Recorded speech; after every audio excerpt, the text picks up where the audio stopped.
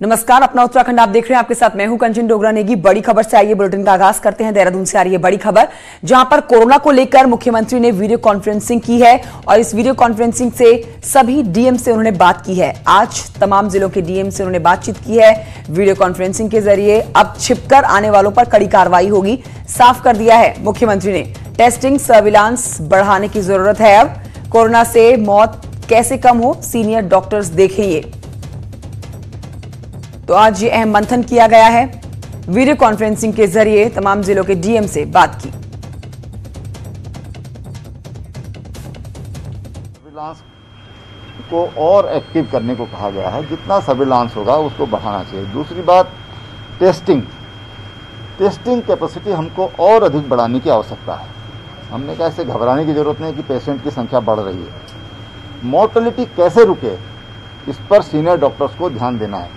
ये उनकी जिम्मेदारी है कि जो भी ऐसे पेशेंट हैं उनको सीनियर जो डॉक्टर हैं वो स्वयं उनको देखें। आपसी तालमेल, आपसी समन्वय ये बेहतर होना चाहिए, तभी हम बेहतर रिजल्ट दे सकते हैं। राज्य में चारधाम यात्रा सभी श्रद्धालुओं के लिए खोल दी गई है। हालांकि यात्री दर्शन के लिए आएंगे जो भी यात्री, उन्हें अपनी कोरोना टेस्ट रिपोर्ट दिखानी होगी। सीएम त्रिवेंद्र रावत कहते हैं कि कोरोना के बाद ठीक हो चुके यात्री चारधाम के दर्शन करना चाहते हैं और श्रद्धालुओं की इसी इच्छा को देखते हुए ये फैसला भी लिया गया है। लोग जो कोविड से एक तरह से निकल चुके हैं, उनकी इच्छा है कि वो चारधाम पर आएं, उत्तराखंड में आए, और इसलिए उनकी इच्छा का सम्मान करते हुए चारधाम को खोला गया है। तो यहाँ पर आ सकेंगे और अपने जो उनकी श्रद्धा है, उनके जो भाव हैं, उनको प्रकट कर पाएंगे। अप्रैल 2019 में प्रधानमंत्री नरेंद्र मोदी ने चारधाम से अलग उत्तराखंड में पांचवा धाम सैन्य धाम बताया था और उसी सैन्य धाम के लिए देहरादून से जमीन ये तय कर ली गई थी। सीएम त्रिवेंद्र रावत ने कहा कि कोरोना की वजह से सैन्य धाम के शिलान्यास में देरी हुई है और पंचम धाम के नाम से भव्य शौर्य स्थल बनेगा। भूमि चयनित हो गई है देहरादून में और कोविड के कारण उस पर अभी हम उसका शिलान्यास नहीं कर पाए हैं। उस पर सफाई का काम चल रहा है और भव्य शौर्य स्थल पंचम धाम के नाम से ये उत्तराखंड में बनाया जाएगा। कोरोना महामारी के बढ़ते मामलों को देखते हुए देहरादून में भी देखने को मिल रहे हैं इस तरह के मामले। अब शहर में सभी इलाकों में पुलिस लगातार चेकिंग कर रही है। बेवजह निकलने वाले लोगों पर कार्रवाई की जा रही है। कोरोना के बढ़ते संक्रमण को देखते हुए राज्य सरकार ने देहरादून, हरिद्वार, उधम सिंह नगर और नैनीताल 4 जिलों में 2 दिन का यानी सैटरडे और संडे में कोई दिन लॉकडाउन की बात कही है, जिसका असर राजधानी देहरादून में भी देखने को मिल रहा है। अभी हम खड़े हैं थाना रायपुर में। यहाँ पे एसओ रायपुर अमरजीत सिंह हैं, इनसे ही जान लेते हैं। सर, किस तरीके की ये आप लोगों की चेकिंग हो रही है, क्योंकि ये जो इलाका है यहाँ पे पिकनिक स्पॉट भी एक आगे है, तो लोग आते हैं, तो क्या स्थितियाँ अभी? हमारे यहाँ देहरादून में सैटरडे संडे को कंप्लीट लॉकडाउन रहता है आवश्यक सेवाओं को छोड़ के।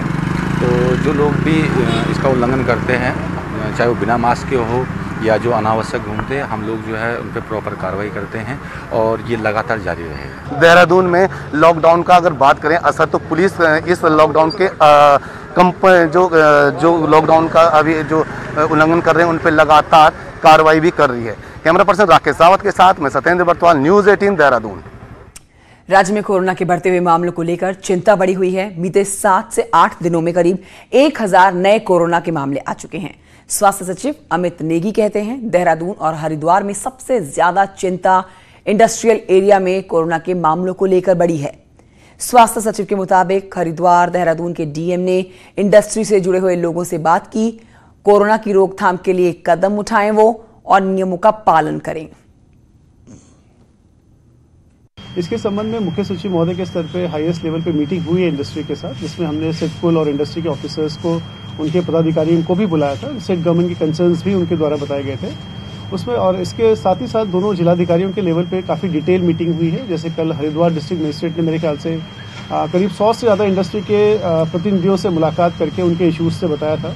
साथ ही साथ उनको स्टेट गवर्नमेंट के कंसर्न्स है उनको बताए गए कि अपने जो हमारे रूल्स हैं, रेगुलेशंस हैं, उसका पूरा अनुपालन करना सुनिश्चित करेंगे। टेस्टिंग में हमारी पूरी हेल्प करेंगे। किसी अन्य प्रिकॉशंस जो इत्यादि ले रहे हैं उसके बारे में भी पूरा इंडस्ट्री को बताया गया। सो मेरा मानना है इंडस्ट्री ऑफिसर जितनी एसोसिएशंस है और जो हमारा डिस्ट्रिक्ट एडमिनिस्ट्रेशन है सेम प्लेटफॉर्म पे है और दोनों मिलकर काम कर रहे हैं संक्रमण को रोकने के लिए। खबर बड़ी आ रही है, देहरादून से जमकर हुई है मारपीट। दबंग ने पत्नी समेत पूरे परिवार पर हमला बोला है। मारपीट का वीडियो वायरल हो रखा है। पुलिस ने मामला दर्ज कर लिया है और इस पूरे मामले में अब जांच पड़ताल जारी है पुलिस की तरफ से। वायरल वीडियो की तस्वीर आपके टेलीविजन स्क्रीन पर। पुलिस ने मुकदमा दर्ज किया है। पटेल नगर संस्कृति कॉलोनी की घटना देखिए, तस्वीरें आपके सामने। एक शख्स अपनी पत्नी को पीटता है, ना सिर्फ पत्नी बल्कि पूरे परिवार के ऊपर हमला बोल देता है। बीच बचाव करने के लिए लोग जितने भी आते हैं उन सबके साथ मारपीट की जाती है। ये वायरल वीडियो की तस्वीरें।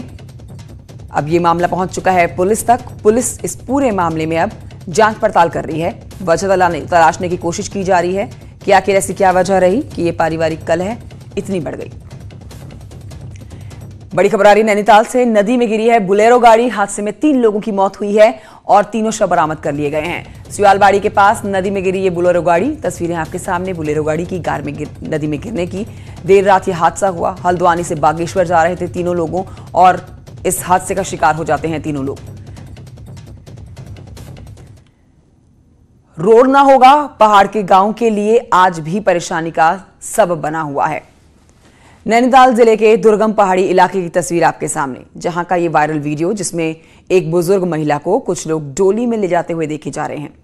ये वीडियो आपको बताता है कि कैसे यहां पर लोग कड़ी मेहनत करके, मशक्कत करके, परेशानियों को झेल के अपना काम पूरा कर रहे हैं। ये वीडियो भीमताल ब्लॉक के मोरा गांव का है, जहां पर 85 साल की एक बुजुर्ग महिला के बीमार होने पर गांव के लोग उसे सड़क पर लेकर आए हैं, एक लंबा चौड़ा रास्ता पार करके गांव जंगल का, जिसके लिए ग्रामीणों ने 5 किलोमीटर तक का यह सफर तय किया है।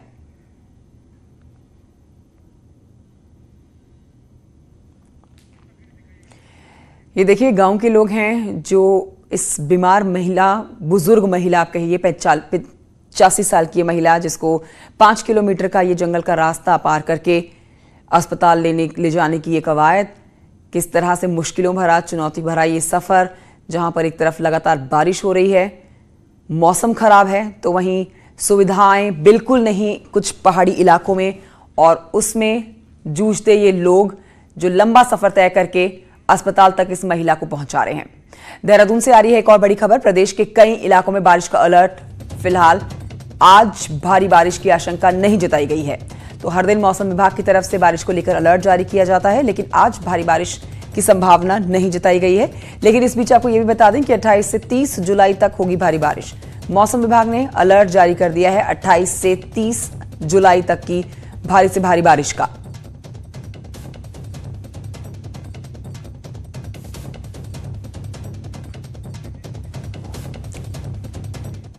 उत्तराखंड मुक्त विश्वविद्यालय हल्द्वानी और श्रीलंका ओपन यूनिवर्सिटी के बीच में पिछले 1 साल से एजुकेशनल और कल्चरल एक्टिविटी एक्सचेंज को लेकर चल रही मशक्कत साकार हो गई है। उत्तराखंड मुक्त विश्वविद्यालय के पीआरओ राकेश रॉयल का बताना है कि श्रीलंका और उत्तराखंड की ओपन यूनिवर्सिटी के बीच हुए एमओयू में सबसे ज्यादा फायदा रिसर्च वर्क से जुड़े हुए स्टूडेंट्स को मिलेगा, जिसमें श्रीलंका के शोध को भी स्टूडेंट समझ सकेंगे। उत्तराखंड ओपन यूनिवर्सिटी की फैकल्टी श्रीलंका से संगोष्ठियों, वर्कशॉप में भी भाग लेंगी, जिसका सीधे तौर पर स्टूडेंट्स को फायदा होगा। और इस इंटरनेशनल एमओयू के लिए उत्तराखंड ओपन यूनिवर्सिटी लंबे समय से प्रयास कर रही थी, जिसे लॉकडाउन के चलते पूरा होने में समय लगा, मगर अब ऑनलाइन इस एमओयू को साइन किया गया है और इस सेशन से स्टूडेंट्स के हित के साथ इस पर काम किया जाएगा। इससे जो है 100% फायदा होगा और ये एक अंतर्राष्ट्रीय करार है और एक बहुत बड़ी बात है उत्तराखंड मुक्त विश्वविद्यालय के लिए, और उत्तराखंड मुक्त विश्वविद्यालय के लिए ही नहीं पूरे उत्तराखंड के लिए बहुत बड़ी एक सौगात है कि एक इंटरनेशनल करार, और वो भी एजुकेशनल और कल्चरल एक्सचेंज के लिए हमने किया है। बढ़ते हैं आगे। उत्तराखंड के ऊंचाई वाले इलाकों में पाई जाने वाली हिमालयन वियाग्रा को अंतर्राष्ट्रीय प्रकृति संरक्षण संघ ने रेड लिस्ट में डाल दिया है। क्या होगा इसका असर, देखिए इस रिपोर्ट में।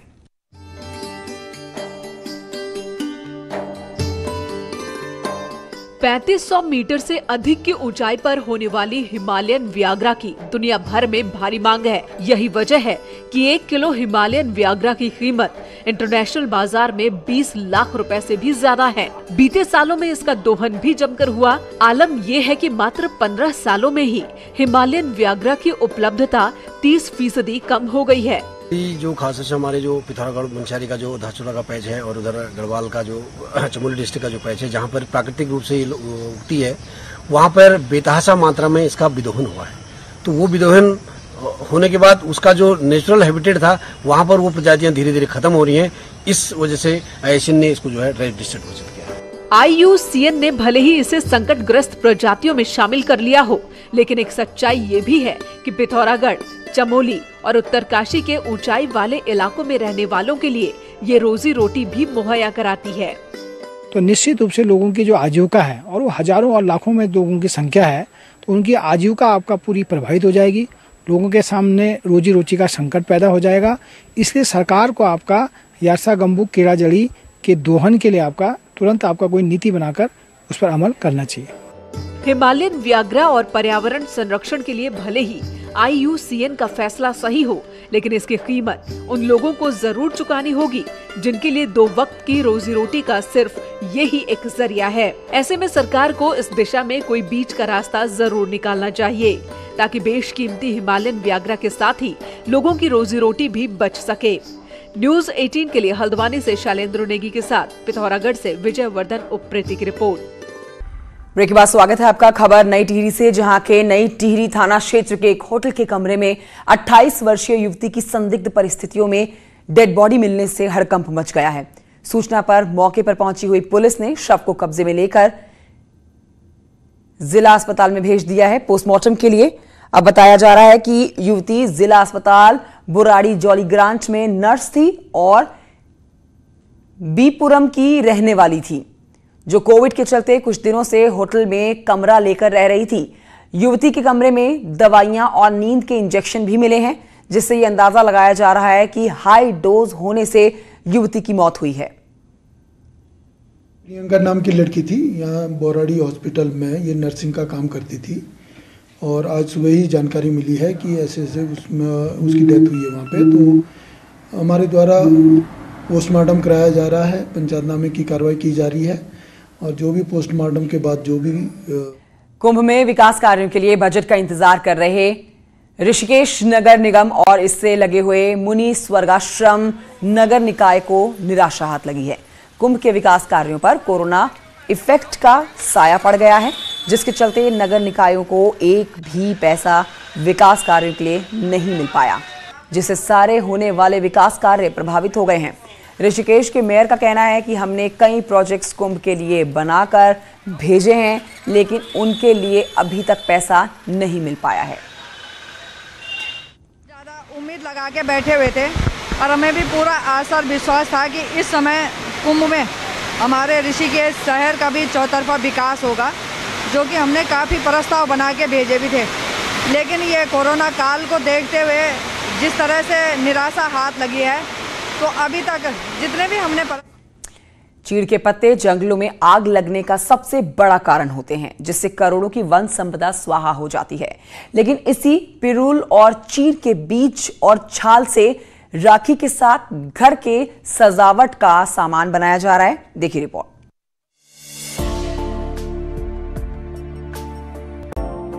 रक्षाबंधन के त्योहार में बहन अपने भाई के लिए राखी भेजती है।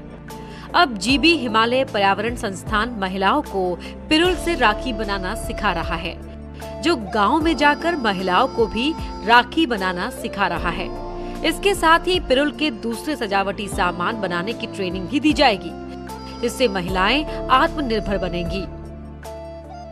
इस रक्षाबंधन के अवसर पर हम लोग इस पिरूल और कोन से, इसके जो हम ठीटा बोलते हैं, उससे हम राखी बनाने का प्रशिक्षण देकर महिलाओं को रोजगार देने की कोशिश कर रहे हैं, और साथ ही साथ पर्यावरण को बचाने का भी हमारा प्रयास है। वहीं संस्थान में प्रशिक्षण लेने के कुछ दिन बाद महिलाएं गांव में जाकर दूसरी महिलाओं को ट्रेन कर रही हैं, जो चीड़ के पत्तों, बीज और छाल से राखी के साथ ही अन्य घर के सजावटी सामान भी बनाएगी, जिससे महिलाओं को घर में ही रोजगार मिलेगा। जो हम लोग बना रहे हैं, एक तो चीड़ का जो पिरूल बोलते हैं, जिसको पिरूल की राखी हम लोगों द्वारा बनाई जा रही है, और दूसरे जो चीड़ की छाल होती है बगेट के द्वारा हम राखी बना रहे हैं, और तीसरा हम जो उसमें उपयोग कर रहे हैं उसका कोन, जो फल जो होता है जिसको चीटा बोलते हैं, उसका उपयोग कर रहे हैं। हमने राखी बनाना स्वयं सीखा। अब हमने सीखने के बाद हम इसको गांव तक जाके उन स्थानीय महिलाओं को इस टाइप का एक रोजगार देंगे, उनको सिखाएंगे, क्योंकि अभी रक्षाबंधन का जो त्यौहार आ रहा है उस त्यौहार में हम पिरूल का उपयोग करके एक तो जंगल को आग से बचाएंगे और दूसरा उनको एक आजीविका का एक साधन देंगे। पीएम मोदी भी देश की जनता को आत्मनिर्भर बनने की अपील कर रहे हैं। महिलाएं चीड़ से सजावटी सामान के साथ ही इको फ्रेंडली राखी बना रही हैं, जिसकी बाजार में मांग भी बहुत है। न्यूज़ 18 के लिए अल्मोड़ा से किशन जोशी की रिपोर्ट। जिम कॉर्बेट ने कालाडूंगी के पास एक गांव बसाया था, जिसे लोग छोटी हल्द्वानी के नाम से जानते हैं। देखिए इसी पर एक रिपोर्ट। महान शिकारी और पर्यावरणविद एडवर्ड जेम्स जिम कॉर्बेट की आज 145वीं जयंती है। जिम कॉर्बेट कालाडूंगी के पास छोटी हल्द्वानी में रहते थे, जहां उन्होंने 40 परिवारों को बसाया, जो अब बढ़कर करीब 250 परिवार बन गए हैं। इस गांव से आज भी उनकी कई यादें जुड़ी हैं। छोटी हल्द्वानी में जिम कॉर्बेट के घर को भी संग्रहालय बना दिया गया है, जिसकी देखरेख कॉर्बेट प्रशासन के जिम्मे है। 25 जुलाई को हम लोग जो है सब लोग मिलकर कॉर्बेट का जन्मदिन मनाते हैं, और यहाँ पे 221 एकड़ ज़मीन जिम कॉर्बेट ने यहाँ पे खरीदी थी। उसमें जिम कॉर्बेट की यादों के रूप में उनकी एक भरुआ बंदूक है, चौपाल है, और उनके द्वारा निर्मित जो है दीवार है, और जिम कॉर्बेट का अपना घर है, जिसको जो है आज जो है म्यूजियम के रूप में कन्वर्ट कर दिया गया है, और म्यूजियम के रूप में है वो आज। इस गांव में कॉर्बेट प्रशासन ने 2006-2007 से इको टूरिज्म की शुरुआत की, और जो अब एक टूरिस्ट डेस्टिनेशन के रूप में अपनी पहचान बना चुका है। अभी यहाँ पर्यटकों के लिए करीब 1 दर्जन होम स्टे बनाए गए हैं। ठीक चल रहा है, और इस साल तो थोड़ा कोरोना की वजह से थोड़ा कम है, नहीं तो इस टाइम पे मई जून के टाइम पे तो बहुत अच्छा यहाँ पे एक फुटफॉल बन चुका है अभी। वहीं यहाँ के ग्रामीणों का कहना है कि यहाँ जिम कॉर्बेट से जुड़ी धरोहरें हैं, उन्हें प्रशासन से संरक्षित करने की मांग कर रहे हैं। सरकारी जो प्रयास थे वो अभी इसमें बहुत काफ़ी गुंजाइश है इसमें काम करने की। इसमें जितना उन्होंने काम किया वो तो एक शुरुआत कर दी, लेकिन अभी भी इसको जो है सरकारी प्रयासों के माध्यम से इसको और आगे बढ़ाया जा सकता है, और एक अच्छा टूरिज्म डेस्टिनेशन ये बन सकता है। 1915 में बसाए गए कॉर्बेट के इस गांव में उनसे जुड़ी हर धरोहर को संजोने की आवश्यकता है, जिससे लोग यहां आकर जिम के बारे में जान सके, और यही हमारी उनको सच्ची श्रद्धांजलि होगी। रामनगर से न्यूज़ 18 के लिए गोविंद पाटनी की रिपोर्ट। और इसी के साथ बुलेटिन में इतना ही। आप देखते रहिए न्यूज़ 18।